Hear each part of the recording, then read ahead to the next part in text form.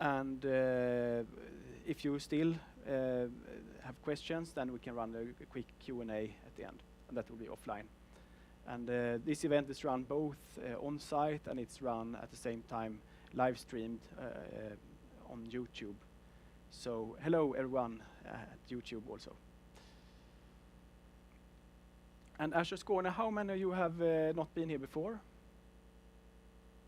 Quite a lot of you, so we have many new members. You are very welcome.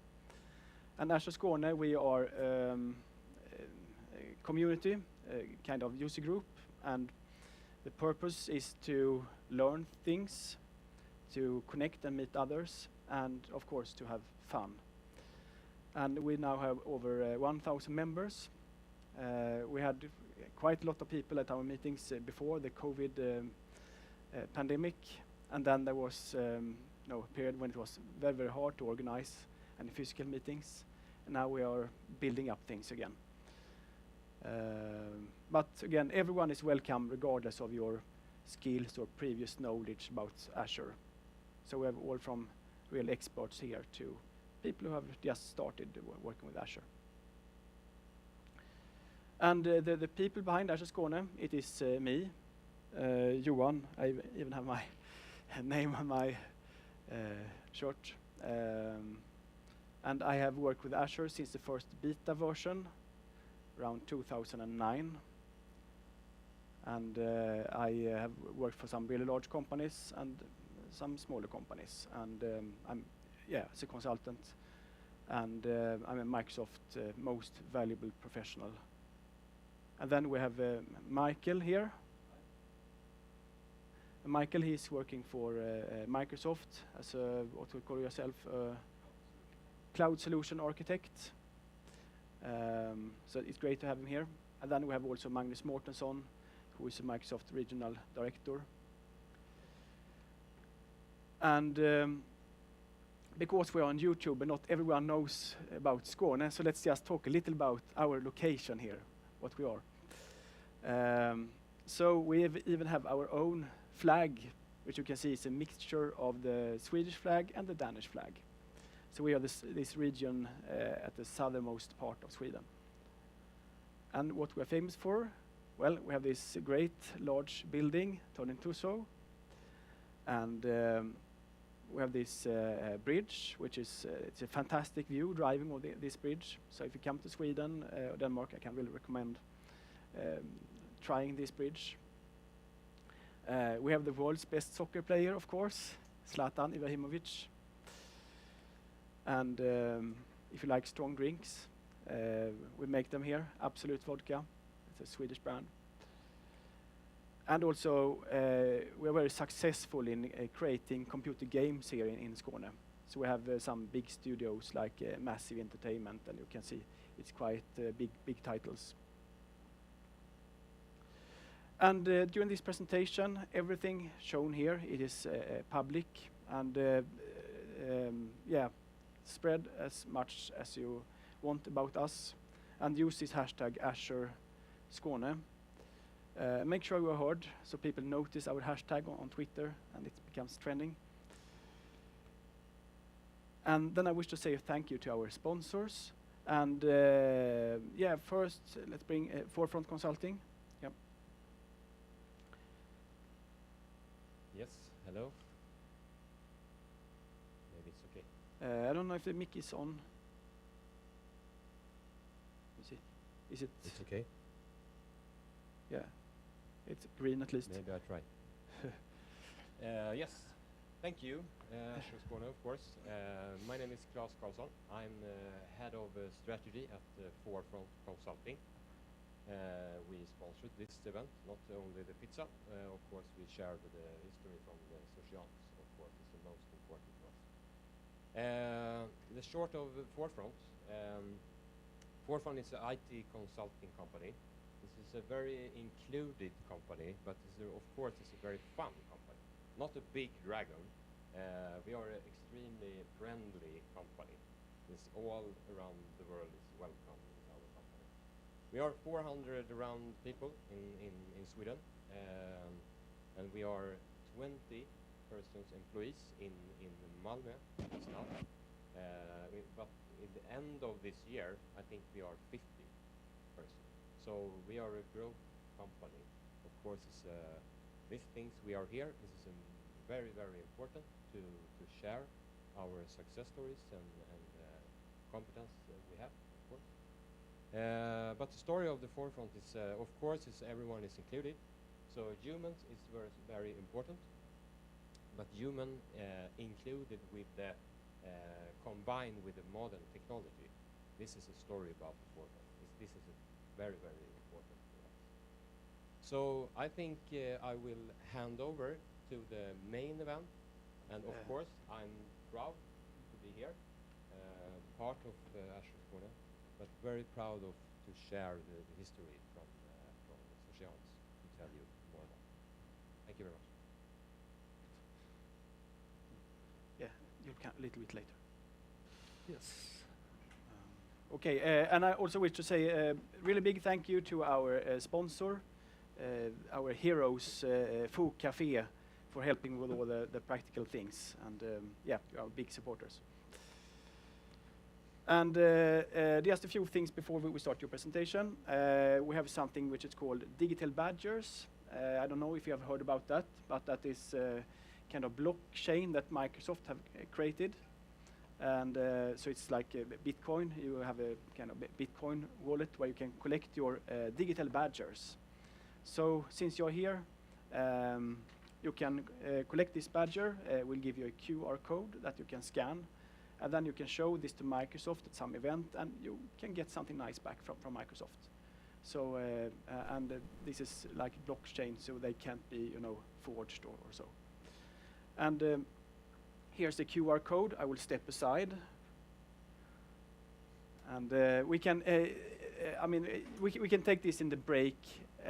I guess you will stay until the break, so that will save us some time. But this is for the online people, so they can take this picture. Okay, I'm stepping back. And also, I wish just to announce we have some new upcoming presentations after the summer. So there will be this. We don't have any dates yet, but it will probably start in late August when we think the people have gotten back from vacations. So we'll have a presentation about how to pronounce it in English, Maui, and GitHub. I know that is mobile development. And also about Azure Quantum. So actually now there's maybe you've heard about it, Azure Quantum, that you can run quantum computing as a service in Azure. At least I think that's a real exciting presentation. And if you're interested in presenting or speaking here, then this is the link for I just step aside so we can show it on the YouTube channel. So you can just come with your suggestions. And also we have a Discord channel. So that is the way to communicate between our meetings. So of course when you're here, you can have great networking, but between the meetings, the Discord is where we have discussions and where we also announce new meetings. So definitely you should join this. And here's a QR code. I will step aside again. But we'll show this during the break. So, and that with this said, really welcome our main speaker for today. Thank you. Souciance. Okay.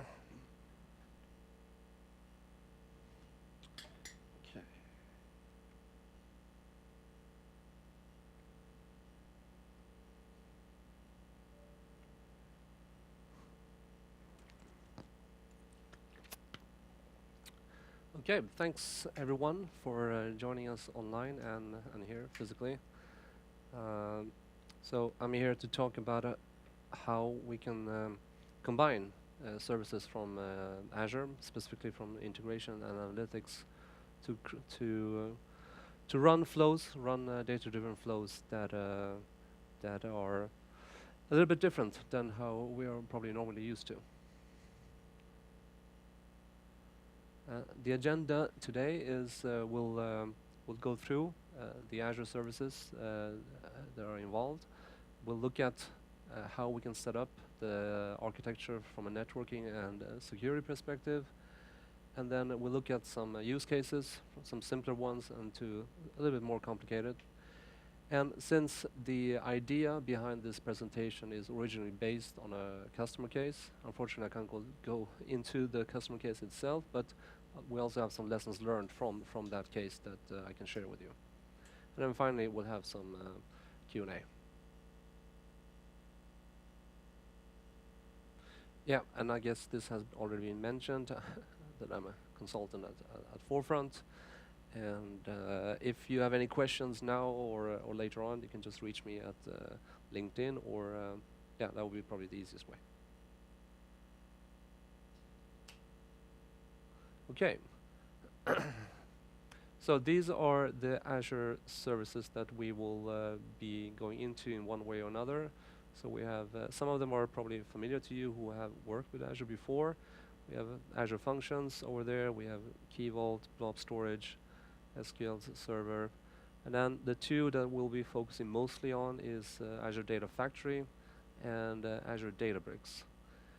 And then this private endpoint, we'll look into that from a security perspective, and the same goes for Azure Bastion. Now, unfortunately, due to problem with networking, I can't demo the Bastion part, but I'll at least show how it can be used. Right.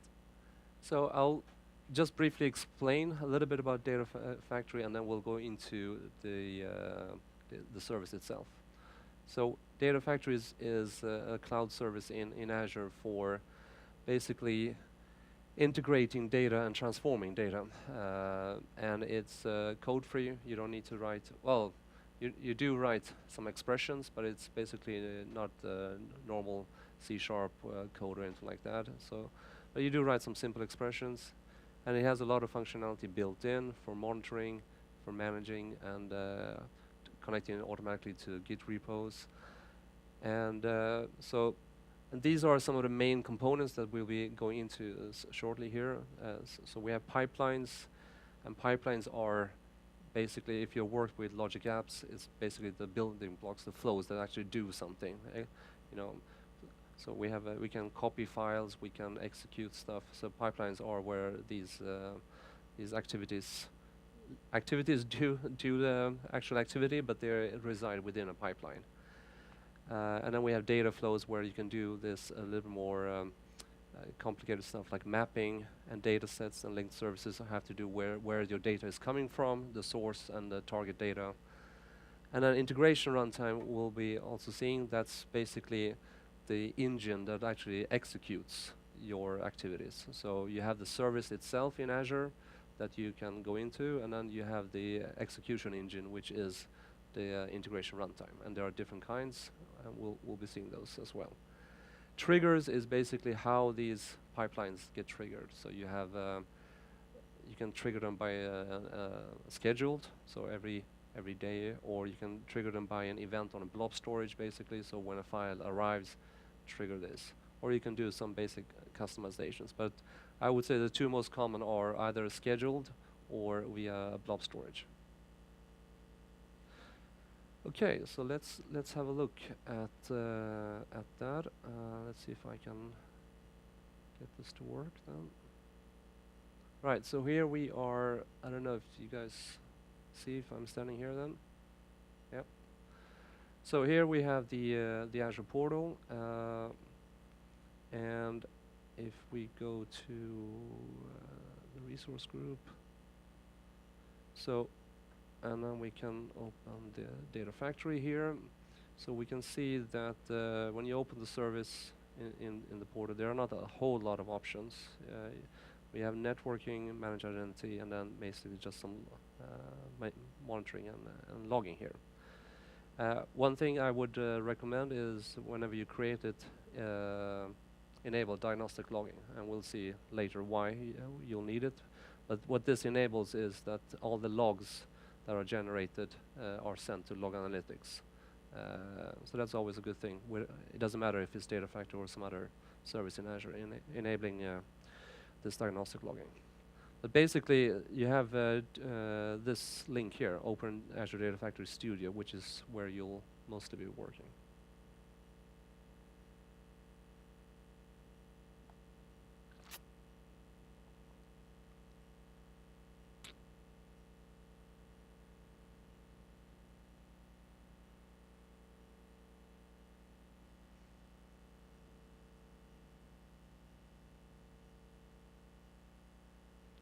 Right, and so this is the starting page here, and you can and you have this menu to your left.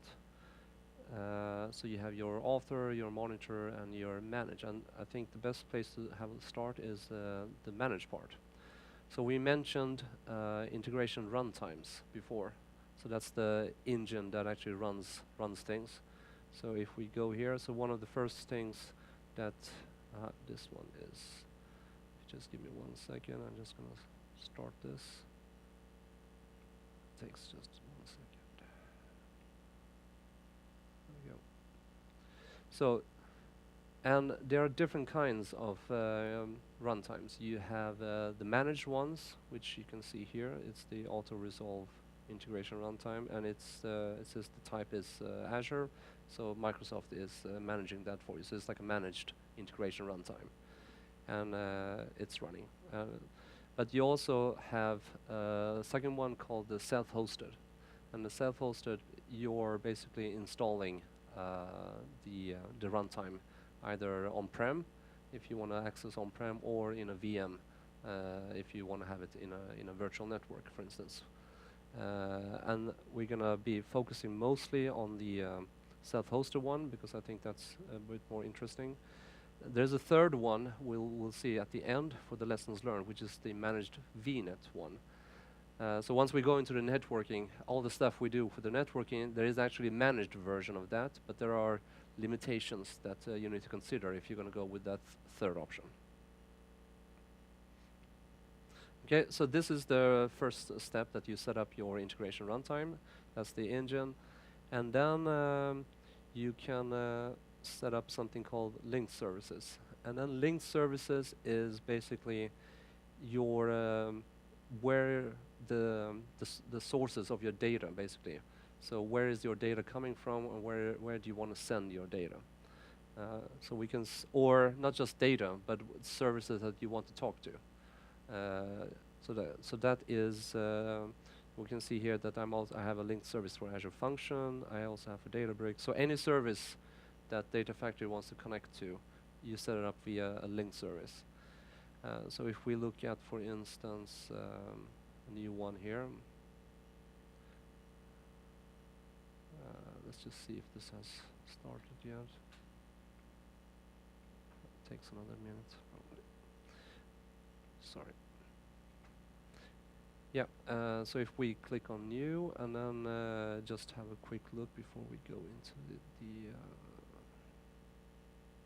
so let's say you want to pick Blob storage as a linked service.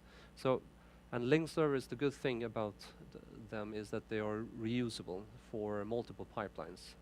So they are not just, so you can refer to them from many pipelines. And if you click on it, then you see that you have to give it a name, but you also have to pick which integration runtime, and that is an important choice, because if you pick an account, if you pick a service that is behind a virtual network, you can't use the auto-resolve one to reach it. So you have to use a self-hosted integration runtime to connect to that. So that's something to bear in mind. And then of course you have your authentication type, and then so if here for the blob storage, if we pick account key, then you can either use a connection string or Azure Keyvault. And let's just go to this one instead. I'm sure it will start up soon. So you can see here that for the blob storage that I have here, I have used manage identity, and then it will also give you a hint here that you need to give the Data Factory service the right role on the blob storage. Let's just see if this has started. finally. Okay, so that's green. And the nice thing about these linked services is that you can also test connections. You can see now it's green for the self-hosted, and if I do test connection, this should be green as well.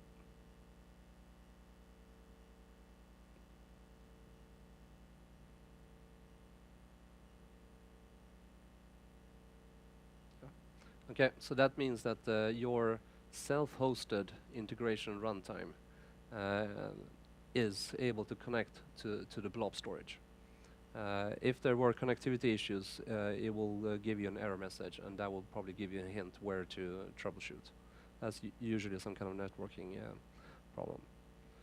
Okay, so that's for blob storage, and it's similar for SQL Server, and you can also connect to here. I've written on-prem, but this is the same VM where the integration runtime is hosted. But you could connect this to your on-prem environment, to a file share, for instance, if you want to copy files from a file share up to your blob storage. You just give your yeah, and this is an interesting point here that I've given a name to connect, but also I've used Keyvault to the link service for Keyvault to access the password.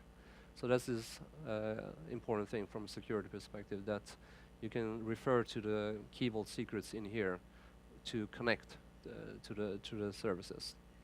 Okay, so I have the username here, and this username is needed for logging to the server to this path here, see Data Factory input, and the password is from this linked service here, Keyvault, and then this is the name of the secret.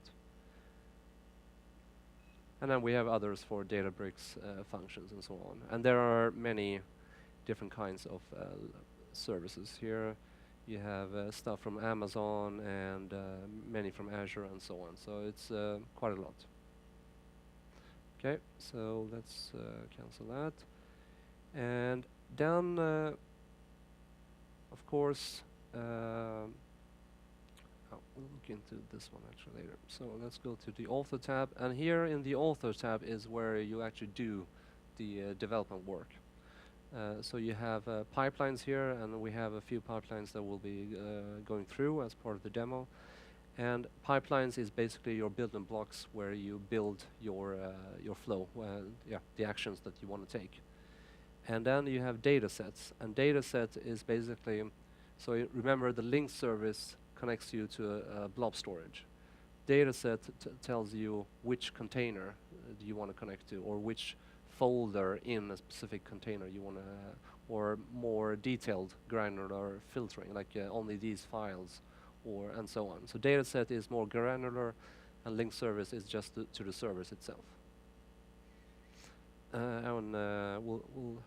So that's a little bit just the basics here. So we have pipelines and we have data sets, and then okay, and then of course there's you can monitor things. So when let's see here, debug. So you can see past executions. So these are stuff that I ran yesterday to see that everything was working. So you can see past executions, and you can. It's a good view, but it only saves it, I think, for a certain amount of time.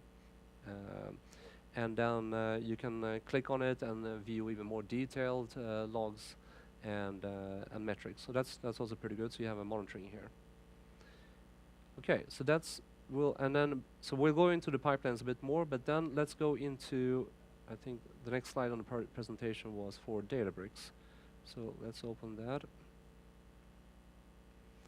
And Databricks, if you're not familiar with that service, is basically, so Databricks is a company that provides this as a service, and then this is a managed Databricks service hosted by Azure.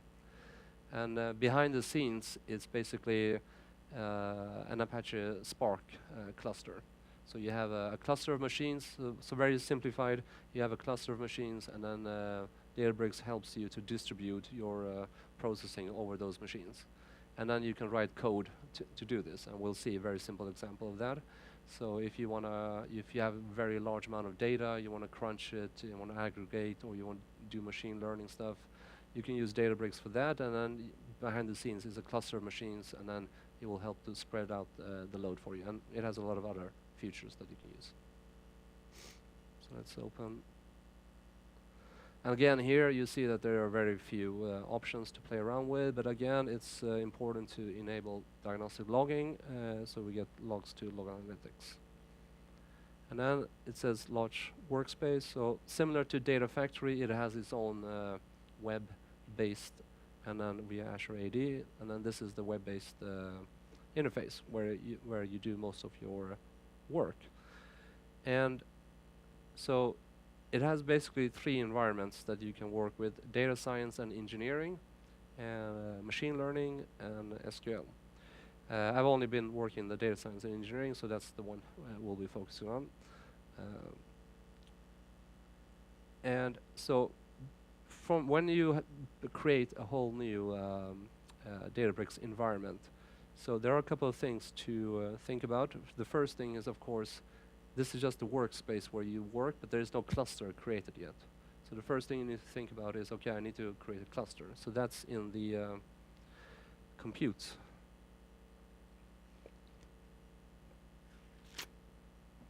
So you can see that I have a cluster prepared already, and like everything else, I need to start it.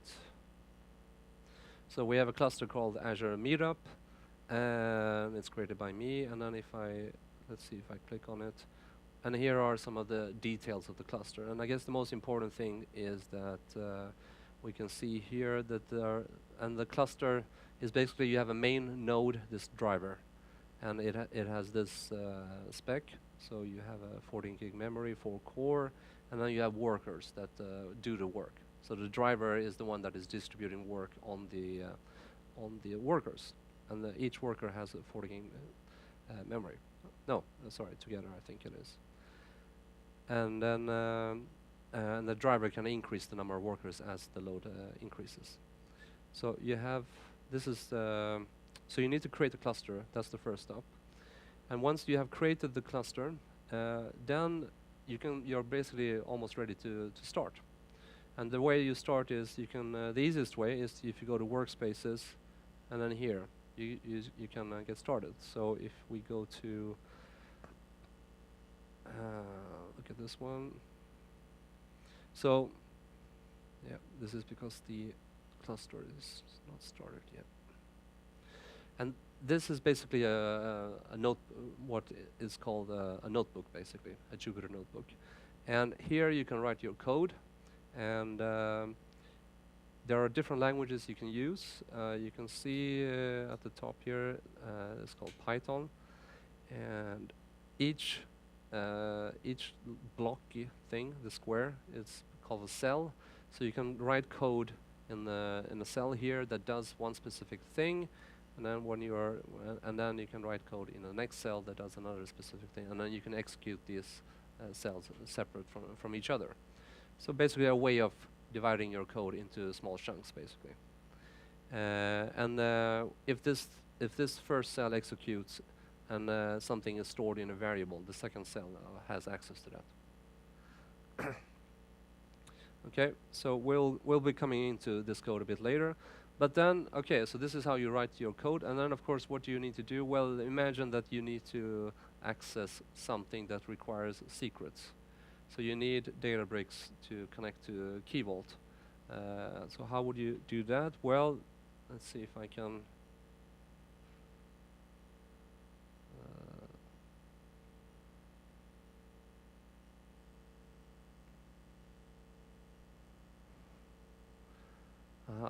Okay, now that one doesn't have. Let's add all this bookmarked.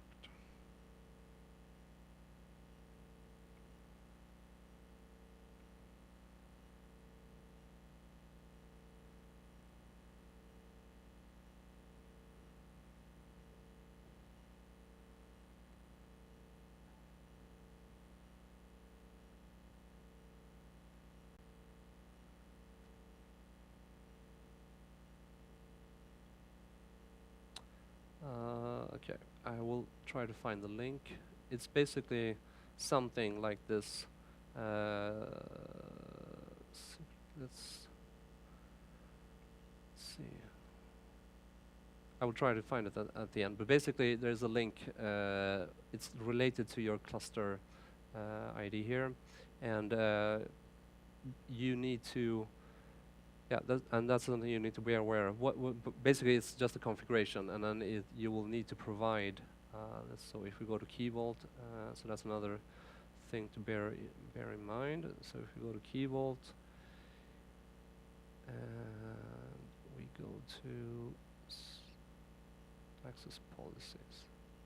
So one thing to bear in mind when you work with Keyvault and Databricks is that in Keyvault there are two options now for the permission. You have a Vault access policy, which used to be the common way, but you also have the role-based, so you can give permission on individual secret. If you enable this Azure role-based access control, that's not a feature yet supported by Databricks, so that will stop it from connecting to Keyvault. Because when you run the setup on the create secret scope, what Databricks does is basically it creates a service principal in Azure AD and then adds the access policy here. So you can see we have an access policy called Azure Databricks. So then we have enabled connectivity between Databricks and Keyvault. And that's how, and then we can store our secrets here, and then we can refer to that in the code, as we'll see. Okay, so that's very quickly on Databricks. So if we look at, so like I mentioned, that there were two integration runtimes, the public one that is managed by Azure, so that's public, and then you have the self-hosted one. And then, so to have a self-hosted one, if you're not going to have it on-prem, if you're going to have it in Azure, it needs to be in a VM, and you need to have it done in a virtual network. And then if you want to connect other things to it, so blob storage, Keyvault, SQL Server, and databases. So the one way to do that is if we, for instance, look at, where's the storage account, and if we go to networking, so you can see here one thing is that this is not enabled, public network access. It's enabled from selected virtual networks and IP. So here I have this computer's IP, so I can access stuff. And the most important thing is this one, private endpoint connections. So what this does is that it brings in the blob. It was the blob storage, yeah. So it brings in the blob storage inside the virtual network and creates a private IP inside there, so that when the integration runtime wants to talk to the blob storage, it can do that securely within the virtual network. It doesn't need to go out and come in. So this is better from a security perspective, because all the network talking now is within the virtual network.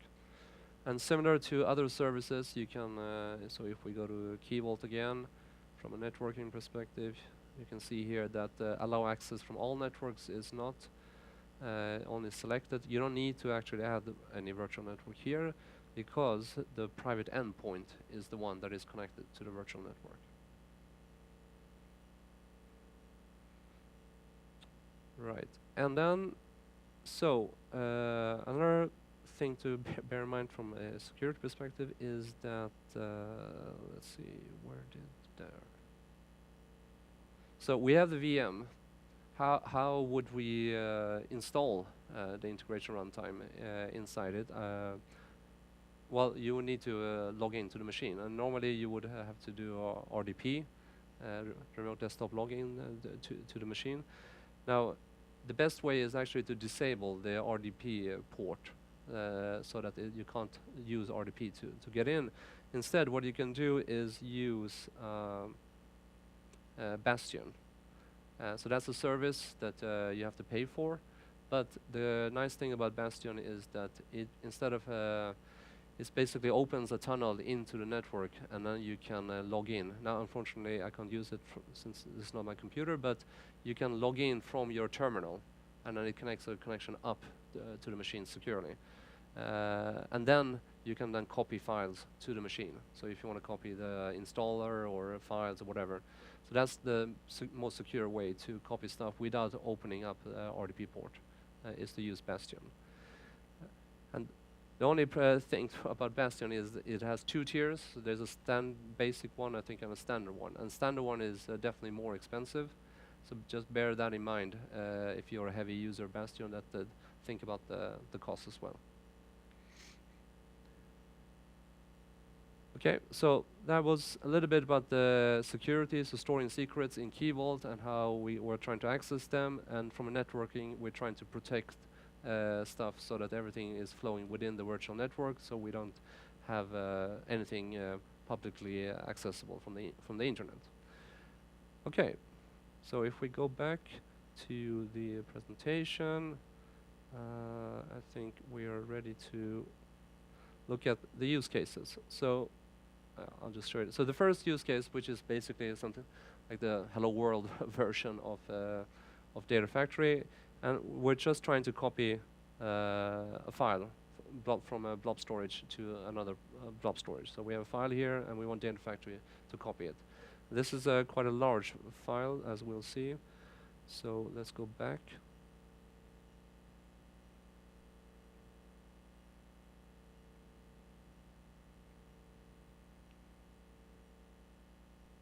I had it, but no.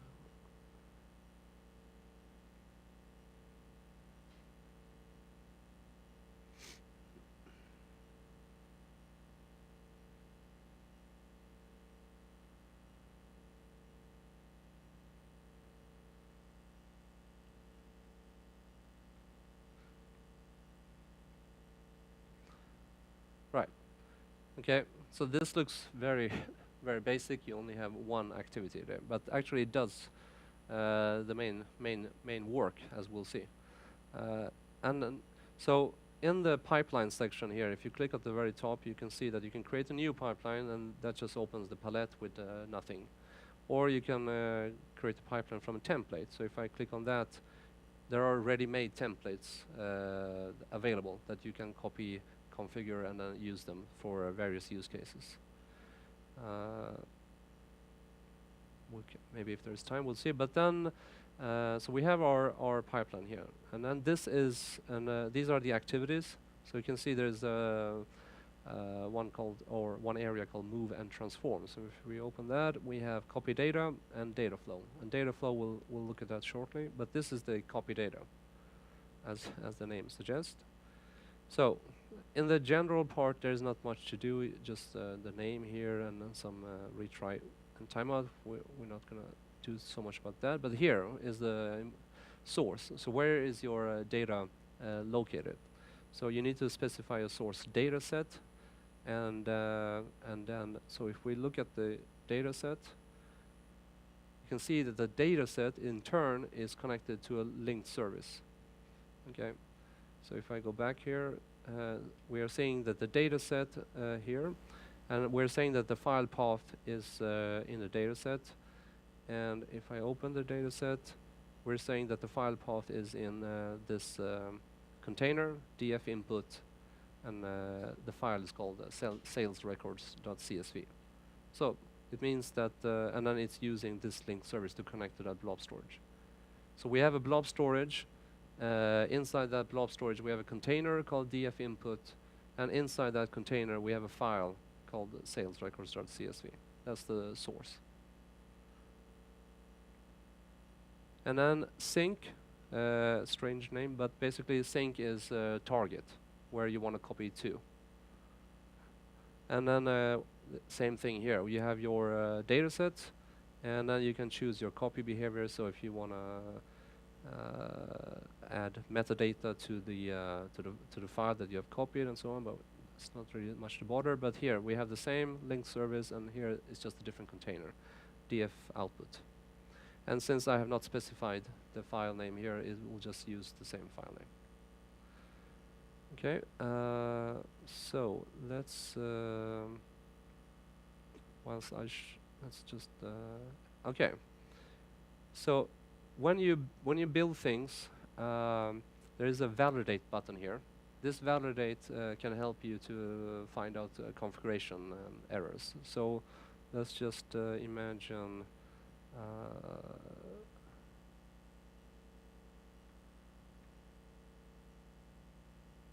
it's a bit hard to, but basically, if maybe in one of the more bigger ones, but if you would miss some configuration that is mandatory, and then if you hit validate, then you will let you know that there is something missing here or there. So that's a good thing to every now and then hit validate just to see how things work, and then you can execute this in a debug mode. So debug basically means that you run this and try it out. It's not really published yet to the integration runtime where it can run on its own. So here you can try it out and debug it. So if we hit that,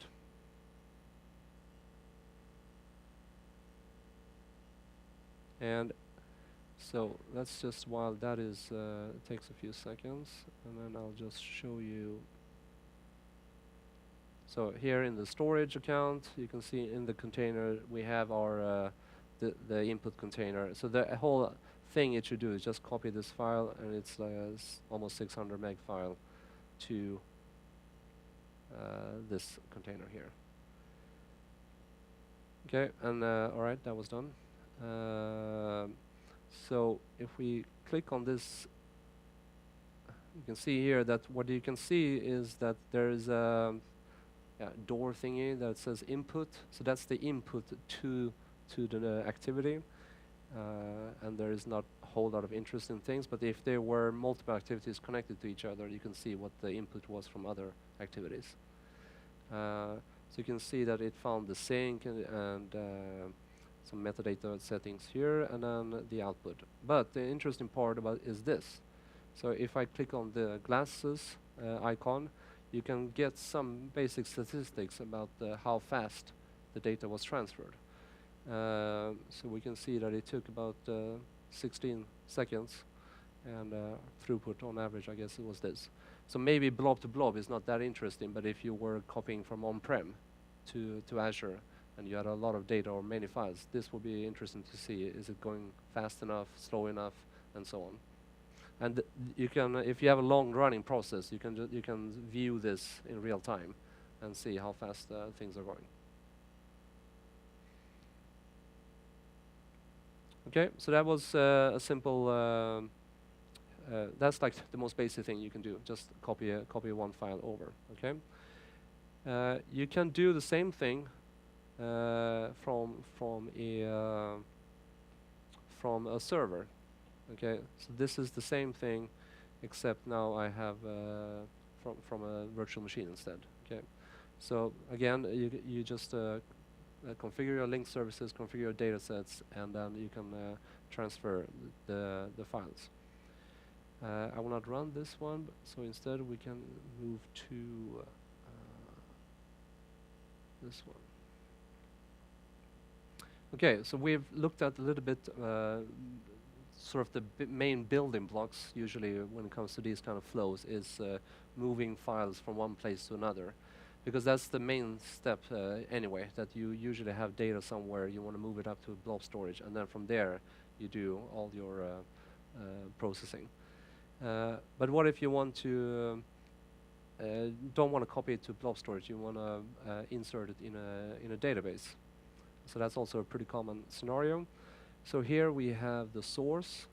We can see here I have a blob storage, the same one here, the path here, the container df input, and I have the same big file, the 600 meg file, and we have connected the sink, which is a database here.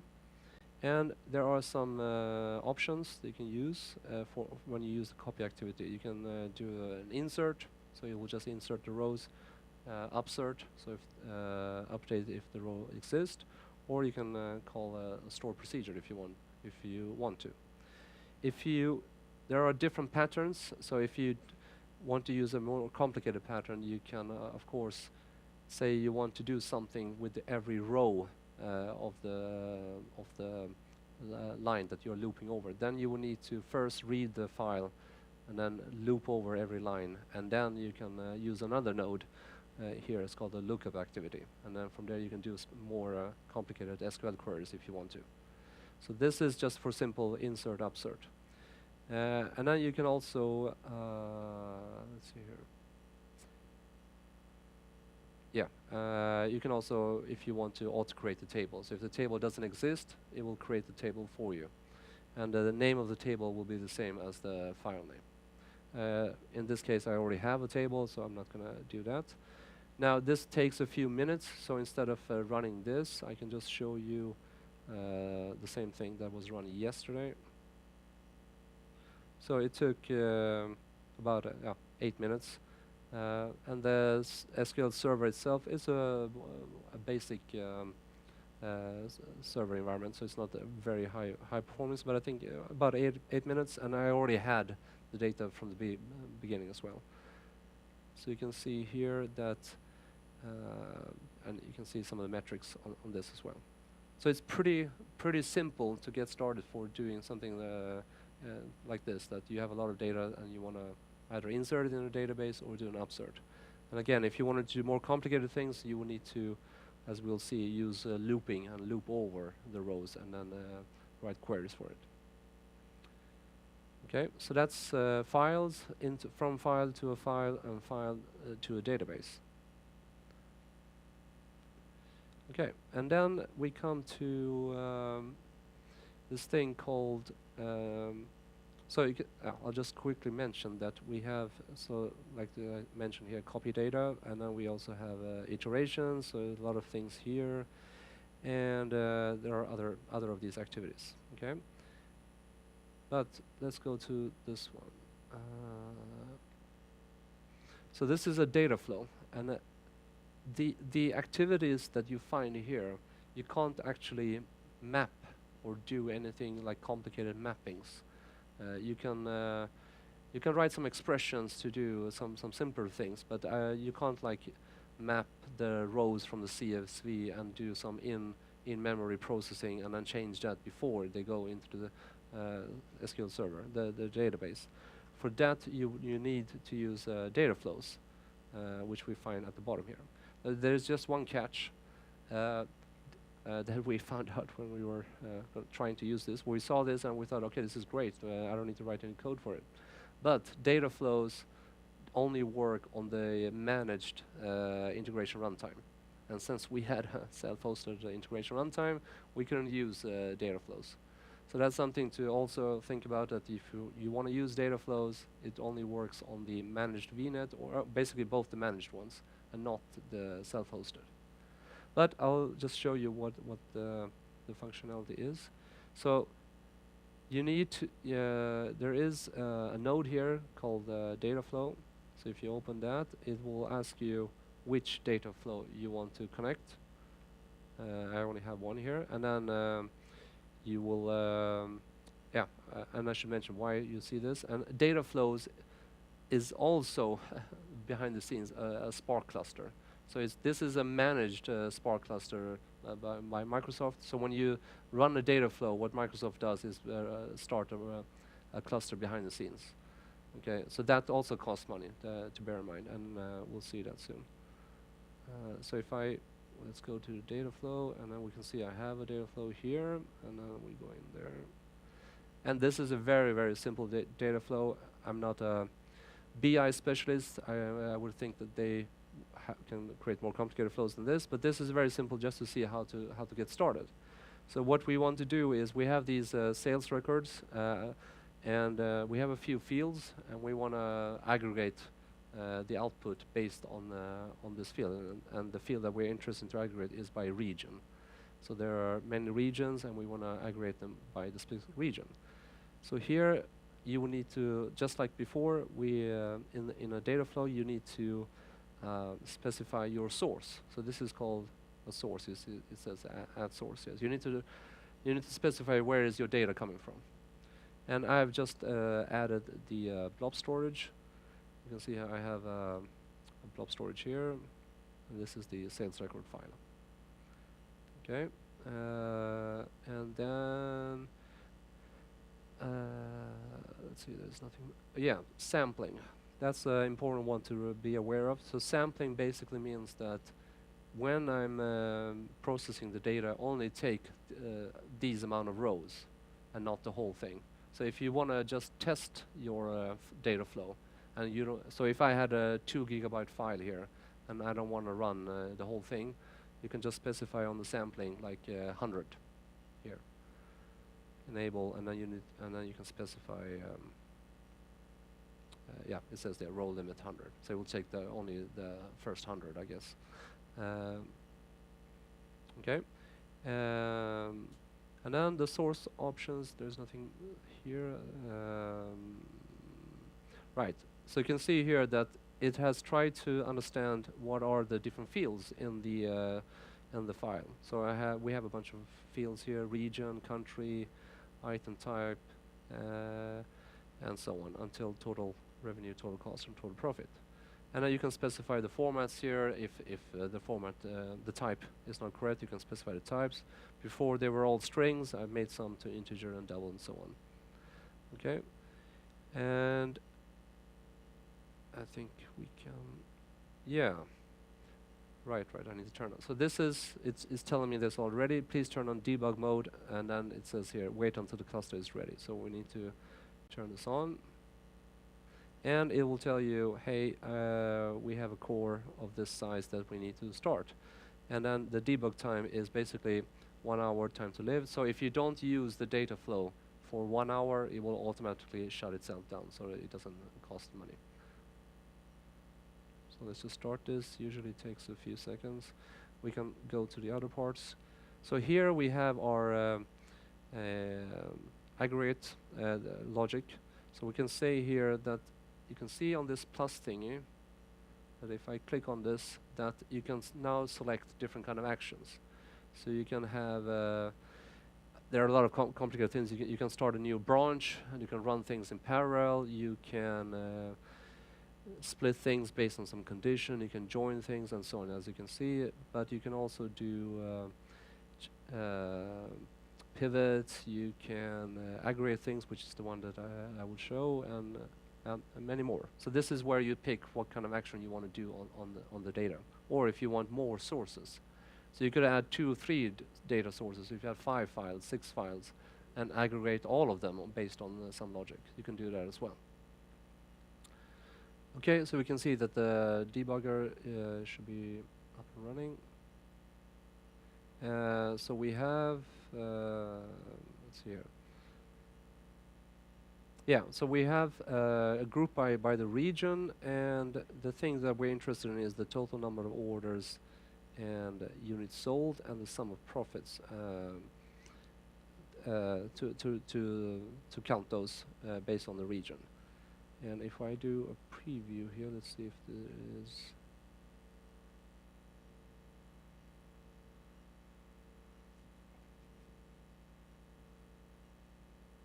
Yeah, while this is loading, now this is a very basic case here, but if you were dealing with data that already existed in a database, and then you were trying to update it or changed something, then you would see here, it tells you that, okay, how many rows are you going to do an insert on? It will tell you here, or how many updates, or how many deletes or upserts. So you get some fairly nice statistics that will tell you that this data is going to do this amount of operations.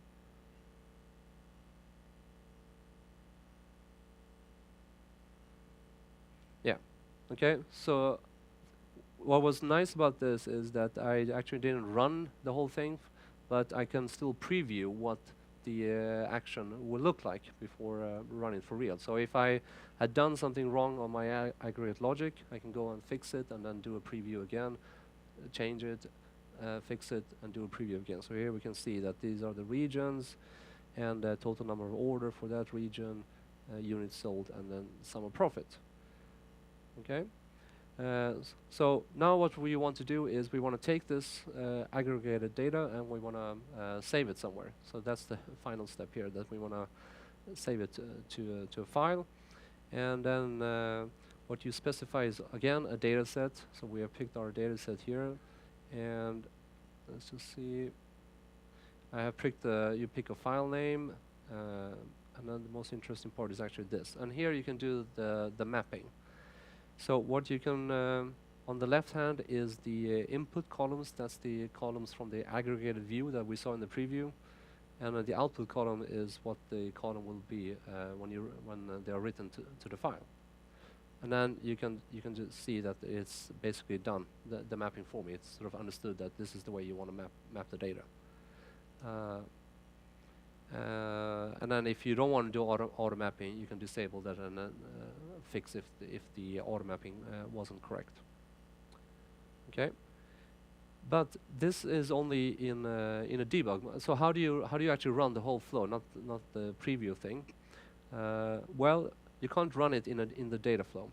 What you need to do is you need to create the pipeline, and that's what we saw before here. You need to create a data flow pipeline, and this one you can then run. And what this will do is it will call the data flow and execute the logic, and then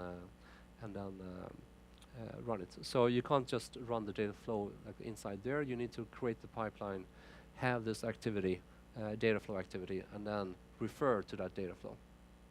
And so that's how you would run it. Okay, so that was a little bit about data flows. So remember, so pipelines is basically a lot of copying, moving data, and some very simple transformations.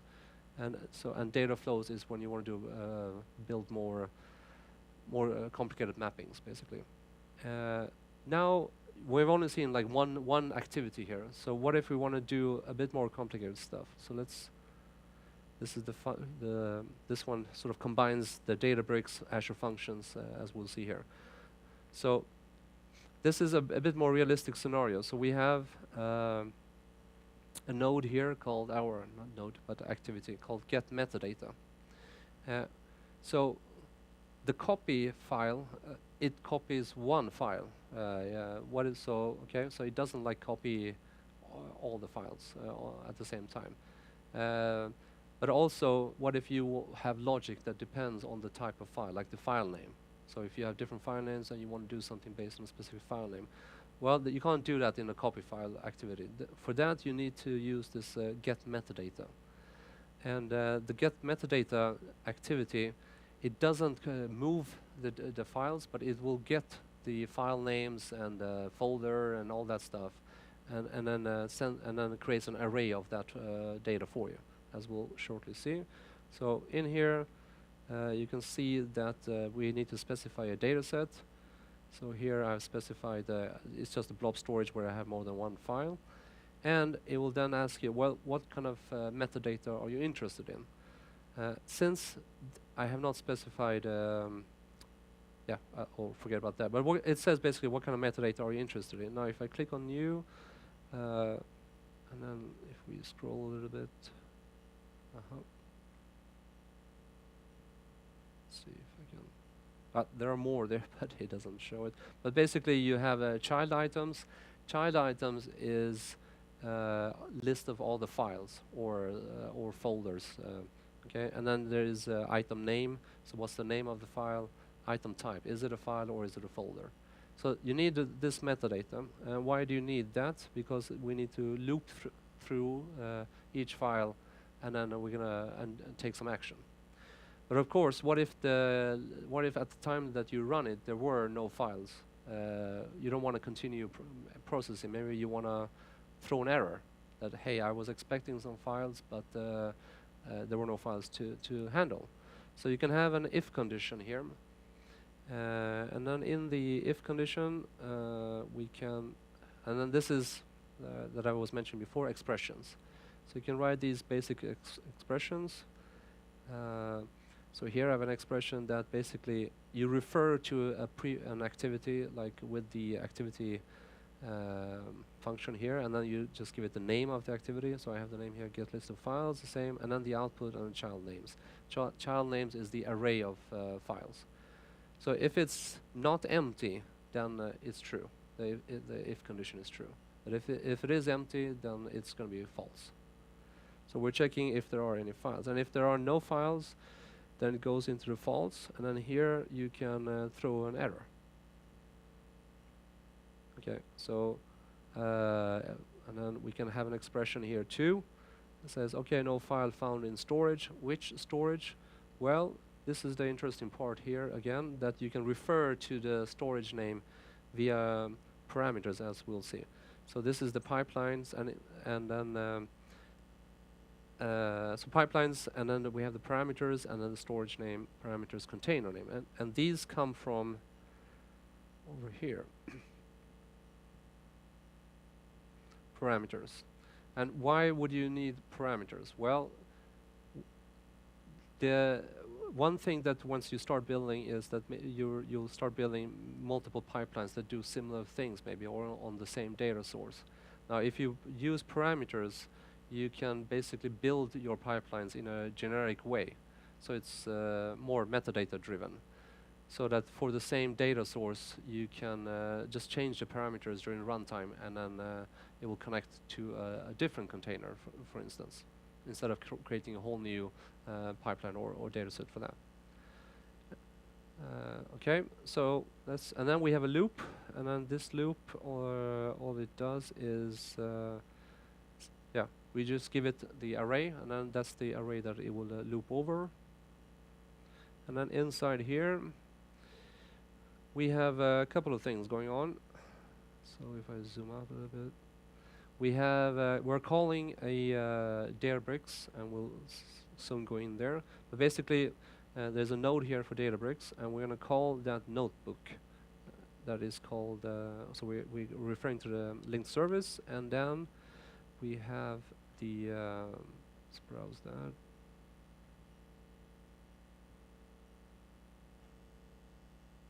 Takes a couple of seconds for this. What it's doing is it is connecting to the Databricks workspace that we saw before, and the notebook we can see here, and then it has found the workspace, and then it will find the file here. Okay, so this way you can refer to the notebook that you wanted to. I mean, you could parameterize this as well, of course, which is probably better than the way I've done it, which is refer to it directly. So here we refer to the notebook. Now, I don't have, yeah, sorry, I do have.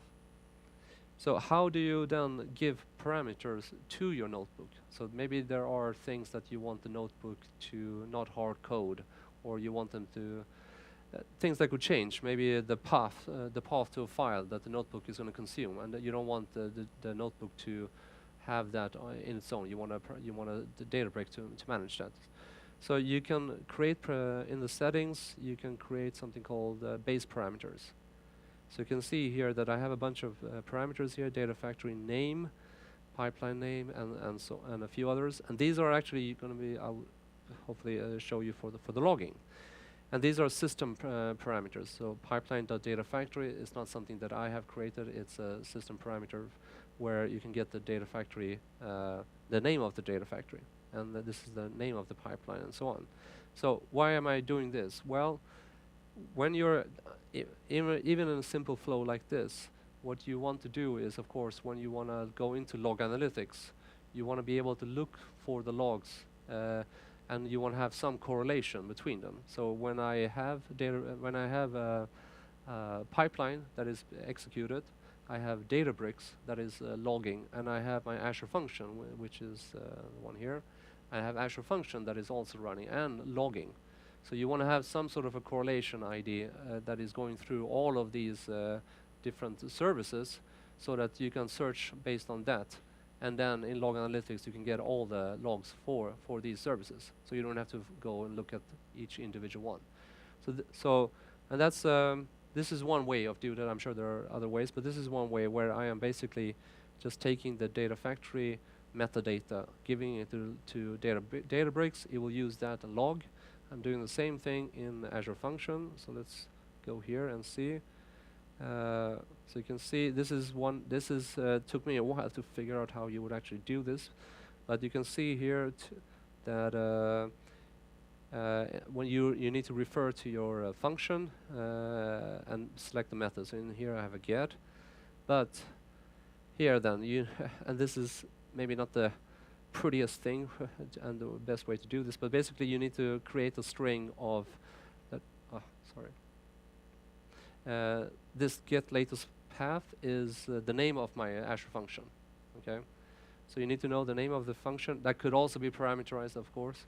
And then I have a key value of these parameters that I'm sending. So this is basically query parameters that are being built here. So I have my Azure function, and these are then the query parameters that are sent to the function. Okay.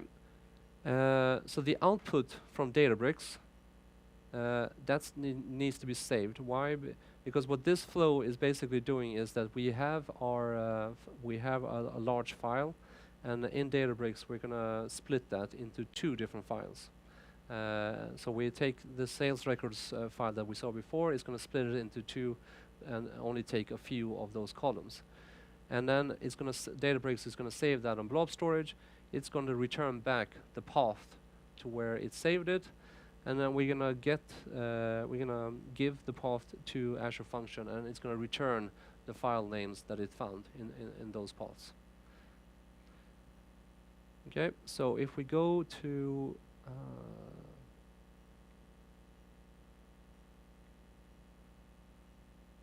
there we go.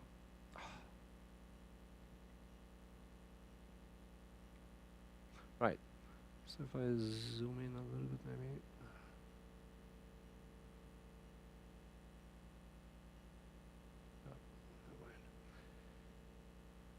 Okay, so one thing that you see here is this.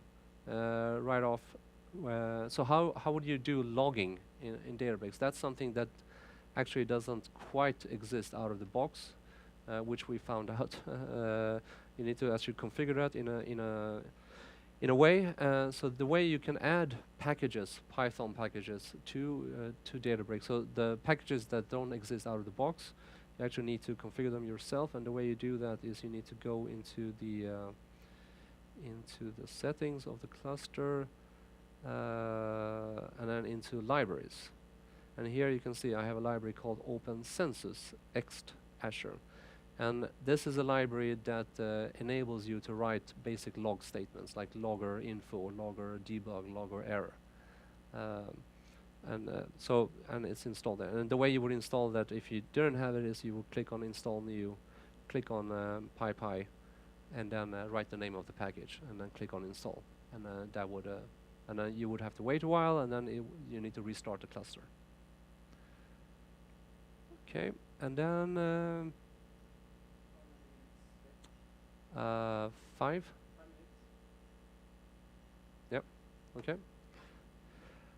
Right. Okay. Then I'll try to speed up a little bit.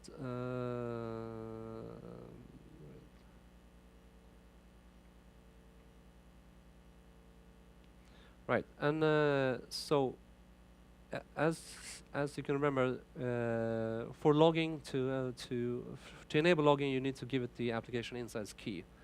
And since I don't want to hard code that, we have it in Keyvault. So again, with the scope, you can refer to a specific scope. I've already configured one called Keyvault, and you can use this method here, dbutils.secret scope. And then the key in Keyvault is called application instance key, and that fetches the instrumentation key then for you. And then you can start writing logs like logger info and so on. So here you can see that I'm saving all the parameters that I'm receiving from Data Factory and put them in the properties. We'll speed on. Right. And then this part here. So okay, so in this cell, what I'm trying to do is I want to connect to blob storage, but I don't want to use a SAS token, and I don't want to give it an account key. So instead, I have a service principal created, and then that has access to blob storage. And then the client secret and the client ID is in Keyvault. So here there are. This is a way to basically connect a mount. So what you're doing is you're connecting to the blob storage. You're mounting that onto your internal drive, and you get a token from Azure AD using the client ID and the client secret, and that gives you the permission to connect to the blob storage. So this way, I don't need to have any secrets or any other stuff in my code. I guess we can skip the rest because what it only does here at the end is split the files and it saves it. and the output from that is, we can see that in the previous one here. Okay, and so we can see that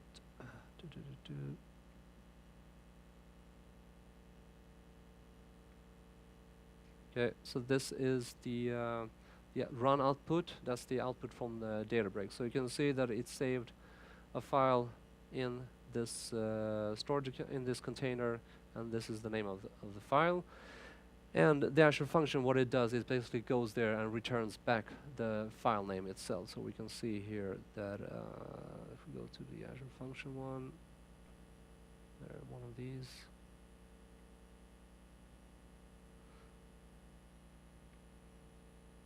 Okay, so it returned the file path that it found here. Okay, maybe a bit difficult to see, but that's the output from the Azure function. Okay,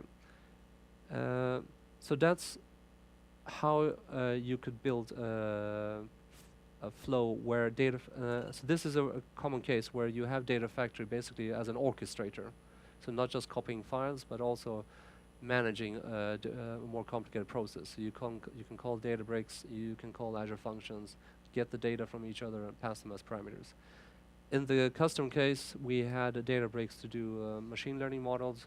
So we would have Data Factory get data, call Data Factory, call Databricks to train the model, and then that was a separate process. Then we have one for prediction, where we would reuse the trained model and then get the prediction output, send that to an Azure function, which would then send that to a backend service. Yeah, am I out of time? Yeah, okay, so let's just go back to the presentation then. I think that would be probably the best way to round it up.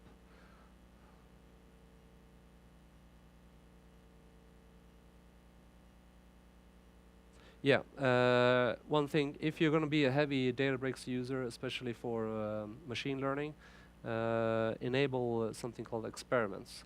So experiments allows you to see, so if you have your model and then you trained it today, and then you trained it with new data tomorrow, and so on, you can see that you can see the progress, how well it has done over time, and then you can send it metrics that you want to measure these key parameters, and then you can follow that. Has your model improved over time, or has it become worse? So that's something to do with experiments. Yeah, and then this was I was talking about earlier, manage VNet. So just bear in mind that this is only for if you want. This is really good if your virtual network is only inside Azure and there is no connectivity to other VNets, because there is no peering ability here. You can't use that and peer to another virtual network, or manage the IP addresses or anything like that. So in the customer case, we need to connect from our virtual network using express route to the on-prem. We couldn't use this managed VNet one. Right. Yeah, I haven't mentioned Git integration. That we don't have time for that. But basically, there is built-in ability both in Databricks and Data Factory that you can connect that to Git, and then all the code that you write and then you save in Data Factory, all the pipelines, ARM templates is automatically saved to a Git repo. So then you can get started with your pipelines, your CI/CD. Okay, I guess I'm way over. Yeah, I think we take a Q&A during the survey. Okay. Yeah. So thank you very much. Will you pause the speaker on? Yeah, we have the work pizza right now, so we didn't want it to cool off. So let's continue the discussion. I'm sure we have a lot of questions for you.